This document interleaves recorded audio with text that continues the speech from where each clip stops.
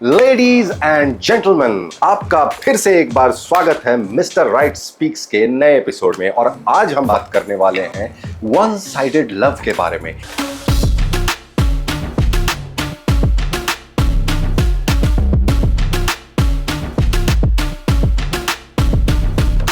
अगर आपकी लाइफ में कोई डेटिंग से रिलेटेड या रिलेशनशिप और आपकी लव लाइफ से रिलेटेड कोई प्रॉब्लम है, आपकी सेल्फ ग्रोथ से रिलेटेड कोई प्रॉब्लम है, तो आप नीचे डिस्क्रिप्शन में दिए हुए ईमेल एड्रेस पे अपनी पूरी प्रॉब्लम डिटेल में लिख के मुझे ईमेल करिए। इस वीडियो को एंड तक देखिए, because after exposing one sided love हम ये जानने की कोशिश करेंगे कि प्रैक्टिकली इस प्रॉब्लम से कैसे बाहर आए।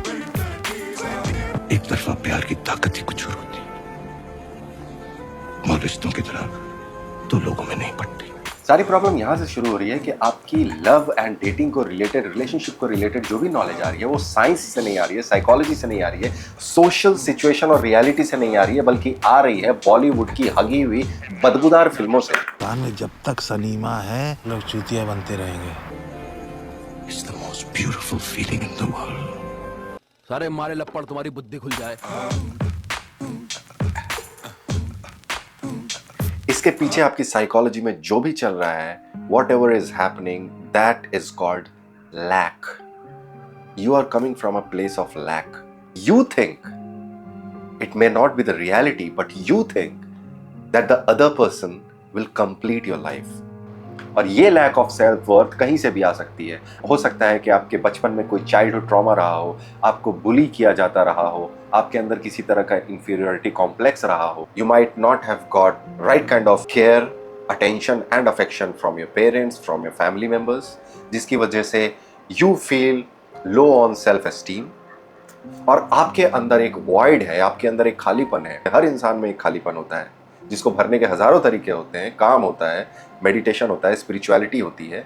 आपने जो एक तरीका ढूंढ लिया है उस वॉइड को भरने का, वो आप दूसरे इंसान में देख रहे हैं। आपको ऐसा लगता है कि वो इंसान अगर मेरी जिंदगी में आ जाएगा तो मेरी जिंदगी कंप्लीट हो जाएगी। But this is not the reality. कोई भी इंसान किसी और की जिंदगी को कंप्लीट नहीं कर सकता। You are already complete as a human being.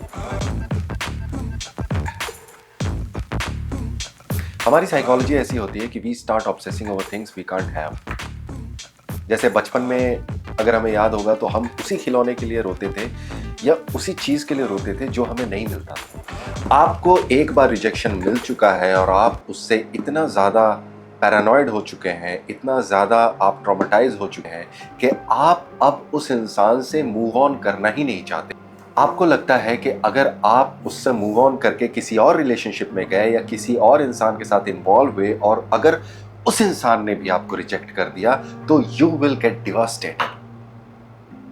वो आप झेल नहीं पाएंगे, ऐसा आपको लगता है। Now the place you are living in right now has become your comfort zone. वो आपका एक कंफर्टेबल स्पेस हो चुका है जिससे बाहर निकलने में आपको डर लग रहा है। But one thing you got to understand about rejection is not always about you. In fact, it's not about you. It's about the other person who is rejecting you. हो सकता है कि उनकी unrealistic expectation हो सकता है कि उनका खुद का childhood trauma हो, या हो सकता है कि they think that they are not good enough for you. Every crisis is an opportunity. Rejection एक ऐसी चीज है जिसको आप यूज करके ग्रो कर सकते हैं, and it's a bloody good thing, I'm telling you. Believe me. आपको एक बहुत इंपॉर्टेंट शब्द का इस्तेमाल करना सीखना पड़ेगा और इस शब्द को कहते हैं next. NEXT। Next. What I believe is the closest thing to love is devotion. Like अगर आपको किसी दूसरे इंसान से इतना प्यार है कि आप उसके डिवोटी हैं, आपको कोई फर्क नहीं पड़ता उससे आपको बदले में प्यार मिल रहा है कि नहीं मिल रहा है, आपको रिस्पेक्ट मिल रही है या आपको इंसल्ट मिल रहा है, वो इंसान आपको कैसे ट्रीट कर रहा है, आपको उससे कोई फर्क नहीं पड़ता है। Basically you do not exist.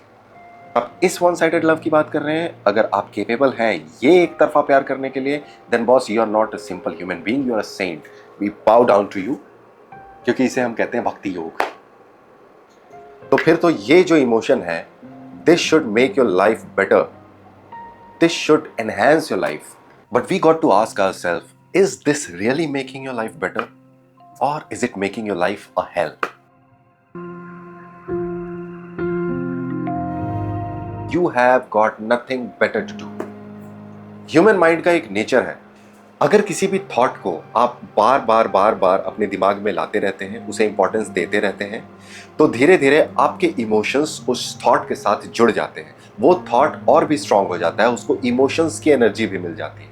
और जब इस थॉट को इतनी एनर्जी मिल जाती है तो आपके दिमाग में एक न्यूरल पैटर्न सेट हो जाता है, आपके दिमाग की हैबिट हो जाती है, और एक समय के बाद आप चाह के भी उस थॉट के साइकिल को रोक नहीं पाते हैं। And that takes a form of obsession.